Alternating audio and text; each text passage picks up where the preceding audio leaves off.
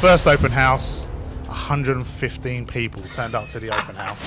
Yes, anyone can set up a social media account and anyone can post a video or some photos. It's about where and what happens to that video. It's funny, you never ever get anything good happen out of the blue. So guys, welcome to episode 2 of the Real Estate All Stars podcast. So I'm really happy to be sat here with 2 real all-stars of the Tyron Ash real estate business. So we've got Javed Gunny, who is the senior partner for the East London and Essex division. And then we've got Zoe Mbamalu, who is a superstar agent operating in the same division, who both these guys both work closely together in selling luxury properties. So let's kick it off, guys. Welcome. Yeah. Thank you. Thank you. So I think, to really, I'll start with you, Javed. I think one of the topics that often comes up is how we're always up against your high street agent and what we kind of do differently and why we, I guess, are winning a lot of business in the luxury market. I think you're a perfect person to sort of start this explanation from. So you are the original high street agent turned high-end agent. Yeah. So, just talk to us a bit about that journey for you and how you've ended up here, really. Yeah, I mean, with my previous estate agent or my previous job, I was with them for 18 years. Wow. And don't get me wrong, great company, great people I was working with. But there was something missing. Yeah. Now, in fact, there was actually one point where I did a lot of sales, a lot of exchanges, and I had an absolute stonker of a month. Yeah. And end of the month, I looked at my payslip and it was like, well, is that it? Wow. Do you know what I mean? That was like your peak. Yeah. And I was like, well, is that it? And then it just got me thinking, I'm married. I've got 2 kids. And there was a lot of... Sorry, ladies. Yes, sorry. Sorry about that. Just lost half everyone's turned off now. But as I say, I'm married. I've got 2 kids, and it was kind of like, I'm doing all this work. Yeah. I'm missing a lot of things with my kids. Yes. In terms of, football matches. Well, let's start on that subject, actually. Yes, So exactly. one of the things, because we do work hard here. Yeah. But we work around our lives as well. Mm. And that's a big thing. Yeah. When you think, and I started in high street estate agency as well. And I remember often, I think the shift patterns or the rotas that I was working on was like 3 weekends out of 4. Yeah. I remember there was one company where I would have to work the weekend and then my day off wasn't a day off, it was a morning off. So what I'd be, so I'd come in at like 1 o'clock, and what the hell do you do? Nothing. You just lie in and you think, oh God, maybe go to the gym or whatever, and then you're back in work again. And so how demanding was that in comparison to sort of how much you got out of it? Yeah, I mean the job itself was demanding, but yeah, I didn't have a life outside of it. Yeah. And you're doing all that hard work for not to say for nothing, but for the amount that we was getting, it wasn't. And also, you've got to think like your motivation and your why was exactly what you just mentioned. Was your wife, was your children, was giving your family the best life. Yeah. And here you are slogging your guts out, getting underpaid, overworked, and you're missing out on all the time with your family. So the whole thing was just a massive imbalance. Yeah, it was, and it was that. I remember that day, perfectly, and it was like, right, okay.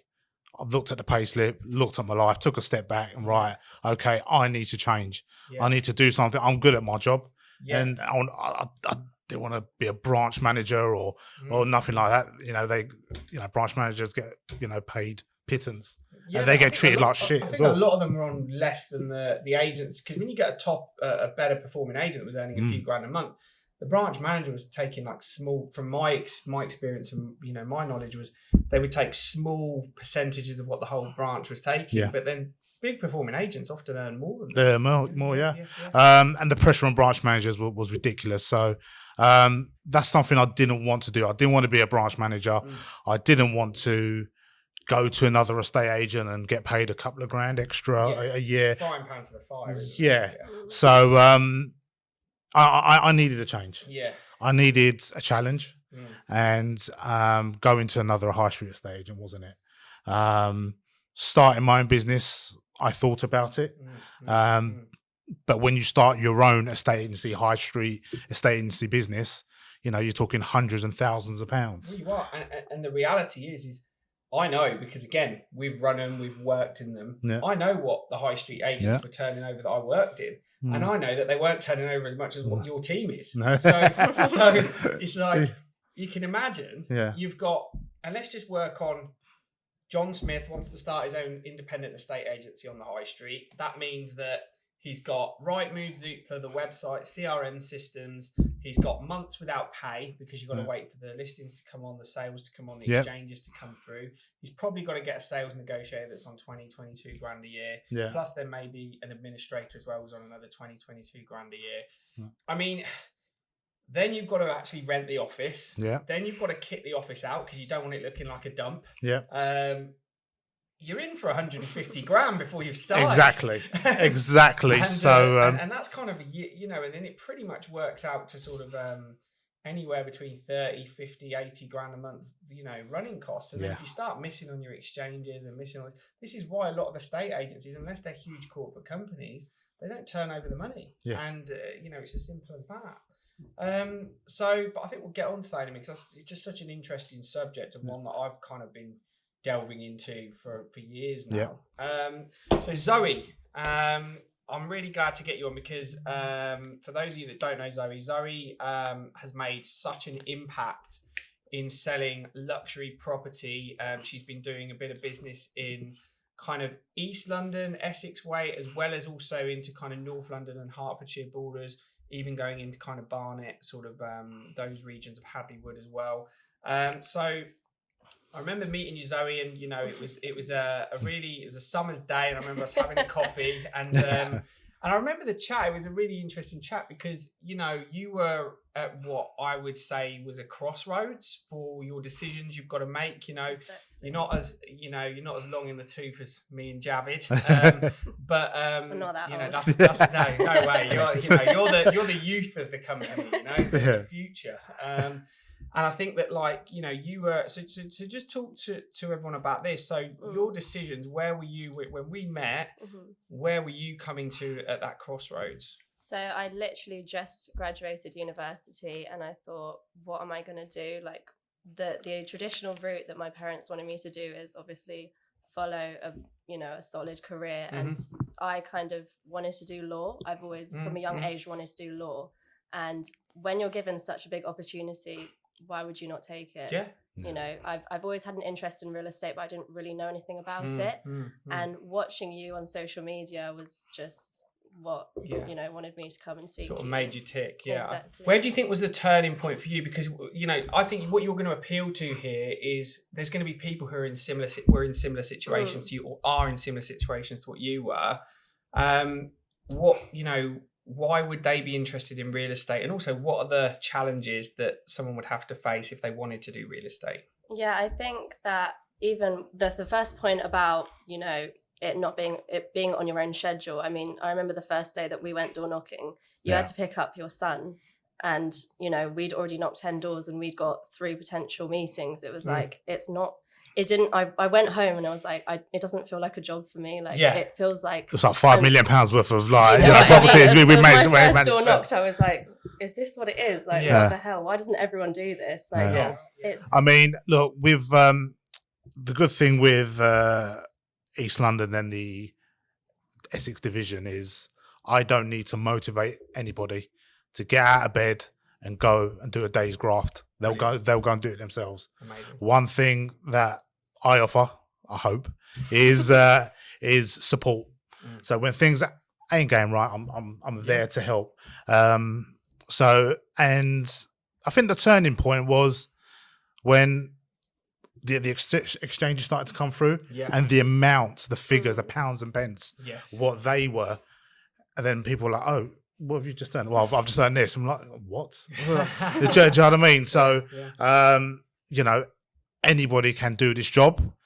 But number one, you need to be a grafter. Yes. If you're not a grafter, there's no point in you coming. Yeah. You got to be an entrepreneur as well. Yes. But you got those two things, then you've got a very good chance to succeed in this job. And the rewards that you get when putting in that graft, surely you want to carry on. Yeah. We're not talking $1,000 here, 500 quid there. We're talking, 5-6 figures there. Yeah. So why wouldn't you? You'd be given an opportunity to, all right, okay, you can buy your Lamborghinis, you can buy your Rolexes, but for me personally, my wife's thinking of stopping work. Amazing. Do you know what I mean?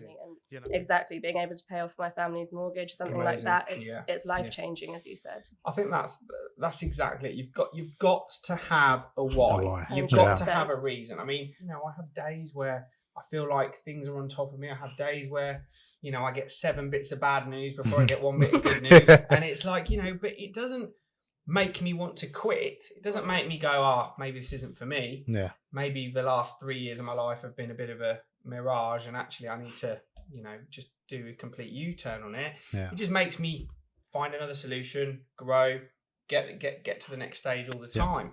And my kind of whys with it all were that one of the big whys for me was that when I was in a high street agency and I was looking for a career like this, there wasn't anywhere to accommodate it. Yeah. So for me, when I designed this business, it wasn't just about being a self-employed estate agent. That's not it, because estate agency in its essence is not right. I'm not saying there aren't good estate agents. There are brilliant estate agents out there. I just believe the structure isn't great. And I believe that the easiest way I could describe it is, estate agency or high street estate agency is you've got the whole timeline. You've got the listing, you've got the prospecting or marketing, you've got the listing. You've got then the open house and the viewings that you've got to do. You've got to negotiate the sale. You've got to get it through to exchange of contracts, and then you complete and have the keys up. So that's the timeline we're all working to. Yeah. What high street estate agents do is they divide that timeline up into jobs. Yep. So the first one is a lister. Second one is a negotiator. Yeah. Third one is the office manager, just making sure everything's okay. Fourth one is the administrator doing the typing and the paperwork. And then you've got a sales progressor chasing it through. Yeah. So they divide tiny pieces of commission up across that timeline. No one does very well out of it, apart from the corporate company that the sale's been done under. Yeah. And for me, that was always wrong. So I think that's the other thing that also appeals to vendors is that we go from listing the house all the way to sales progression, and you hand the keys over on completion. Exactly. Yeah. So, absolutely. Yeah. We've had some great feedback. If one person's not available in the office, like an estate agent, he's on holiday, the other guy doesn't know what's going on. Do you know what I mean? Whereas with us, they've got our mobile numbers. We're always on the phone. You've got WhatsApp, emails, whatever. So we're literally holding their hand from start to finish, and that's what people like. And one of the biggest complaints that comes from clients and people who use estate agents is communication. Haven't heard from the estate agent in 2-3 weeks. Haven't had any offers, haven't any viewings. How important is communication in what you do day to day? Oh, massive. Absolutely massive. I mean, again, the clients have got our telephone numbers, our mobile numbers, not an office number. They can call us at any time. At any time, whether it be text message, an email, a phone call, a voice note, whatever, they can always get hold of us. I know agents tied up deals at 11 o'clock on a Sunday night because the person's landed on a flight back. Exactly, I'll offer you this. That's acceptable. Let me give the owner a quick call before they're in bed. Yeah, accepted. Bang, done. Proof of funds, all the rest of it. And it's like, for me, that's about being the most reactive in your market. And I think that is what it all boils down to. The freedom we create for ourselves in this position is that we are the most reactive. We're the quickest to act. We're the fastest to get buyers through the door. We're the quickest to negotiate the sale. And we do things properly. We're not waiting till the doors open at 9 o'clock in the morning. It is so much more personal as well. And I think the most important thing that comes from that is that we will get repeat business from them because they'll trust us. Yeah, absolutely. I've noticed you guys are getting a lot of repeat business as well. A lot of clients who are coming back to you. I've seen some phenomenal houses being sold. Yeah. And I think that that all comes down a lot to, first of all, it's great having these structures in place, but I think when you're selling luxury property, it comes down to being an expert at it. Yeah. How important do you think are your structures and organisation that you take upon yourselves day to day, and what would some of those be? On a day to day, To make sure you get what you need done. yeah, I mean, time blocking is extremely important. Yeah. I mean, again, for me, my day starts when my kids are at school, Yeah. and I wouldn't say it ends when they come back from school, but yeah, I mean, look, it's time blocking is extremely important, and keeping to it as well. Yes. You know, if your mate calls you up, Exactly, let's go for lunch or whatever. No, No. Yeah. I'm going to do this. I need to do this. Discipline's massive. Yeah. 100%. Discipline is massive. I think that I and I'm a sort of advocate of it because I was probably the worst for it. Yeah. Was you know, if you're not disciplined with your daily decisions, and I'm talking about millimeter decisions. Yeah. The decisions that actually cost you the most are the ones that you don't think are big decisions. Yeah. They're always like, oh well, you know, like you said, oh, my friend just wants to meet me for lunch because they finished work early. Yeah. Or oh, I could just go to the pub instead of doing some prospecting, or Yeah. oh yeah, but my Distractions. friend's in town, so I'm just going to go for dinner with them. Yeah. And actually, I'm not going to do that market appraisal. I'm not going to meet with that client. And what the whole thing does is when you get those millimeter actions on point all the time, so you're disciplined, like we said, that creates what I believe in all business, and certainly in real estate, it creates what we call momentum. Yeah. Momentum is key. Have you not ever found that in anything, if you stop moving and you stop doing, everything just stops around Yeah, it does, you. yeah. Everything stops around you. It's funny, you never ever get anything good happen out the blue. It's really weird. But what you'll find, one of the agents I was speaking to in the business got a call back from a deal that had fallen through. And he'd just tied up 3 deals, I think, in like 4 to 5 days. And then he got a call back from a deal that had fallen through. The buyer had pulled out, right? And the buyer did a complete U-turn. I've changed my mind. I want to buy it. I'm ready to exchange. And they exchanged 2 days later. Oh, wow. Let me tell you something. And that was like a 25k fee, a £1.5 million house. Yeah. That doesn't happen to you if you're not busy and you're not working. Yeah, of course not. No. If you're sitting there scratching your ass watching Netflix, that phone will not fucking ring. No, it won't. It will not ring. It won't. It's, you know, I'm a firm believer that, you know, you get back the energy that you put out into the universe, and real estate is the cruelest of all kind of mistresses when it comes to that. Very, yeah. I felt the pain. I felt the pain. Absolutely. Yeah, I've certainly felt the pain. But no, yeah, you're absolutely right. I think you mentioned it previously in meetings. It's a touch sport. Yes. Yes. So yeah, you got to be in contact with everybody. Buyers, vendors, solicitors, even as much as we don't like solicitors, but that's another conversation. Yeah, but yeah, Yet to meet with Yeah. no, there's a couple out there that are pretty good. Yeah. But yeah, it's a touch sport, and yeah, I mean, you know, as long as you're in contact with buyers, the energy's good. You know, vendors as well. You know, you're trying to get properties on the market. You go and see a vendor, and the energy's no good.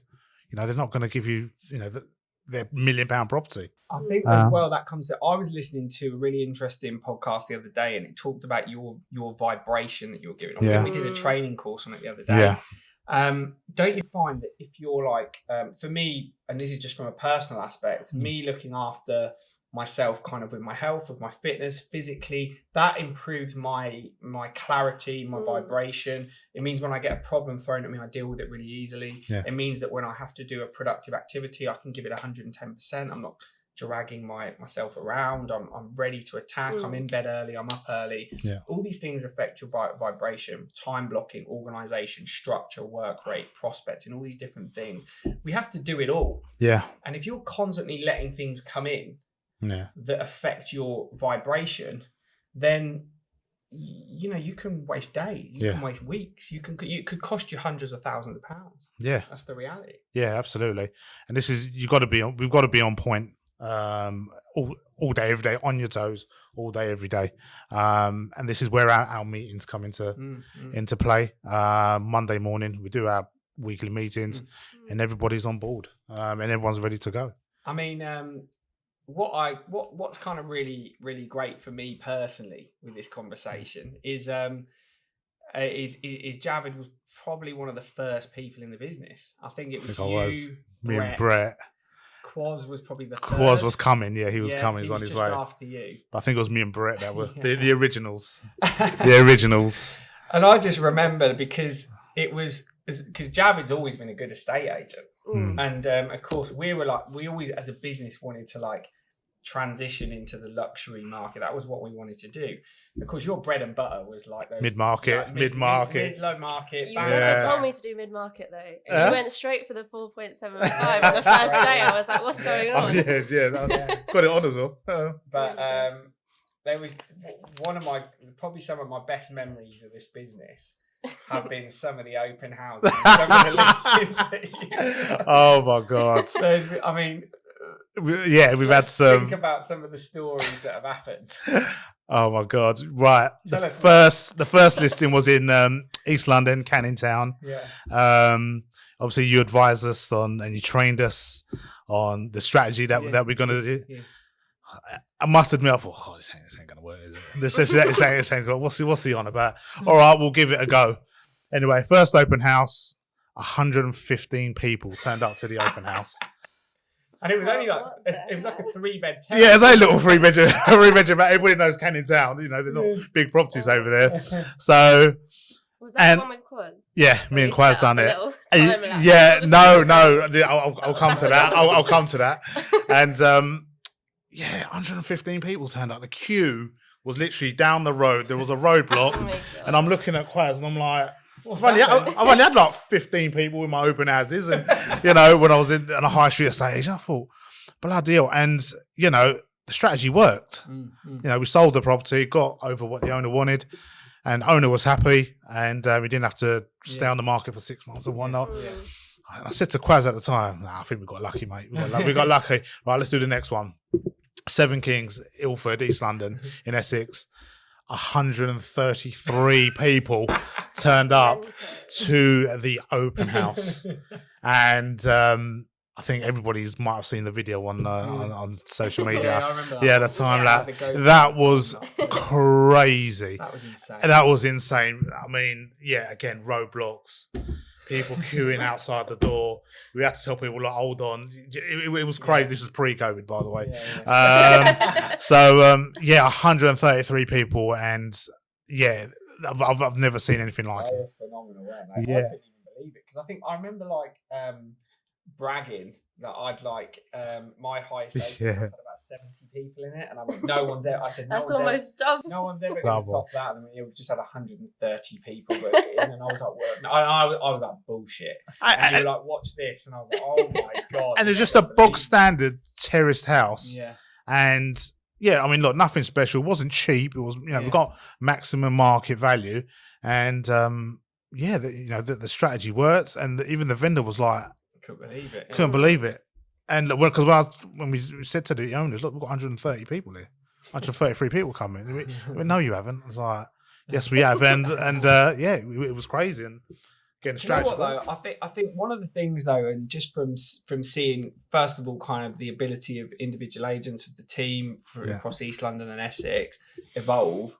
Why do you think that part of the world is such a buoyant market? I mean, I'm really because you see some phenomenal houses when you start going into like Chigwell, you start going into kind of parts of Essex, and then even into parts of East London where you get the more original London builds, but they are very, very favourable across Londoners, aren't they? Yeah, I mean, a couple of things. I would say it's been redeveloped, East London. Yes. And so, there's a lot of things happening there. It strikes me very authentic. Yes, it is, very, when I think of East London, I think of like the craze. I think of like that original, almost gritty but edgy East London. Yeah, theme, yeah. It's I think it's still like that, to be honest. But I mean, and also I think you get more for your money. I think East London is probably the cheapest area to buy in terms of London. Yeah. With Essex, I would say you get more for your money out there. And it's some nice areas. Chigwell, you got your footballers are there, singers, and Loughton. Loughton's lovely. Yeah, Loughton's good area. Then if you go further out, you've got Brentwood, Shenfield. Yeah. It's the best of both worlds. Like there's the countryside areas and then there's the city areas. I remember, definitely. I remember that house you sold which was, I couldn't believe. I mean, I was literally doing figures on it for myself. I thought, God, what a house! Hockley. That was that, in Hockley. Hockley, which is yeah. a little bit too far out. Yeah. But my God, what was that 10,000 square foot, 12,000? Yeah, it was about 12,000 Palace. square foot. It sold Yeah, for like beautiful 2 house. point- No, it went for 3.5. 3.5. It was 3 point. colossal. Though. Yeah, huge. Like it was a colossal. monster. I know. I This drove thing past it. This I was thing like, looked like what the bloody hell? the house out of Scarface or something. Yeah, it was. To be honest, you look at it from the front and you don't think much of it, but when you go in there, I mean, when The staircase. the everything. staircase Yeah, was yeah. crazy, the photographer and the videographer went there, and they were like, "Where do we start? Yeah. Where do we start?" And yeah, I must admit, I was a little bit speechless. Yeah. It was huge. So what Absolutely huge. do you guys? I'll start with you, Zoe. What do the next? Because obviously we've just gone over the halfway point for 2022. You know, what does the next 6 months look like for you? Big billings. Big, yeah, I mean, big. I already had a sale that went today, big so one, you know, I mean, you it's just agreed to sell today, didn't you? exactly. What was that at? 1 mil. So A mil, lovely. you know, Lovely. Was on the market with another estate agent for as well. almost a year. Yeah. So Wow. Local estate exactly. agent. Amazing. And you know what? The estate agent said, I don't believe that they're going to sell that. Boom. And we sold it within 4 weeks. So 4 thank you very weeks. much. Yeah, How'd thank you you like very that? much. It's like, I just think constant billings. Mm. I don't really have, whenever I set a target, I always break it Yeah, and go yeah. to the next one. So, Yeah. I mean, you know, our company or team targets are Yeah. constantly getting bigger. So, Yeah. Oh, they're huge, though, aren't they? I remember like there was a transition when you kind of had it. You know, we were just orchestrating the organisation of teams. This is going Yeah. back over a year ago now. mm, I think Javed was tearing his hair out because you know we had some Horrors. We had some processes we had to Yeah. smooth out with the recruitment. Yeah, that's putting it And there were mildly. some Yeah, questionable characters that crept in that we had to then get out. But like the reality is the quality and the processes now for our East London Essex team is phenomenal. Yeah. So what do you think the next 6 months looks like for you, Javed, and Oof. for your team? yeah. I mean, as Zoe said, big billing. I mean, last month alone, our division, what did we list? Just under £20 million Wow. worth of property. That's just in East London and Essex. Wow. Nowhere else.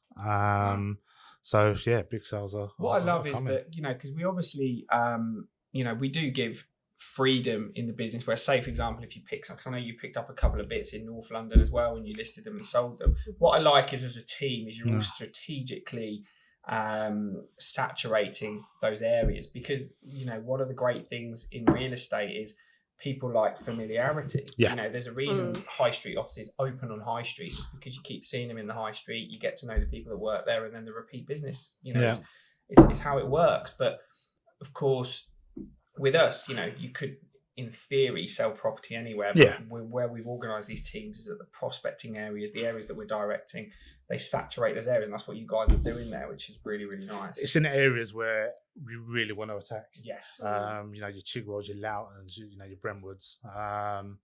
Yeah, we really want to hit those areas and we're on target to do that for the amount of properties we've got in those areas as well, where we was a year ago. You know, it's doubled. Our market share, our market share has doubled. What you guys have done there is absolutely staggering. And like, it's so amazing to watch.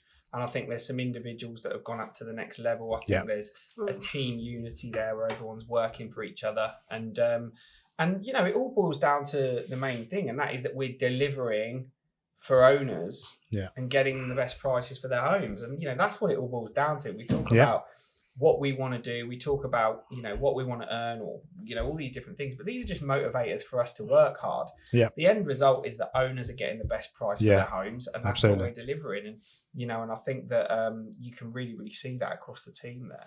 Yeah, absolutely. Yeah, everyone's working hard in the team. So everyone knows what their role is or what they need to do. And yeah, I mean, we don't need to prospect as much. I mean, like I said, people now know who we are. Yes. Which is really good. You know, we live in those areas.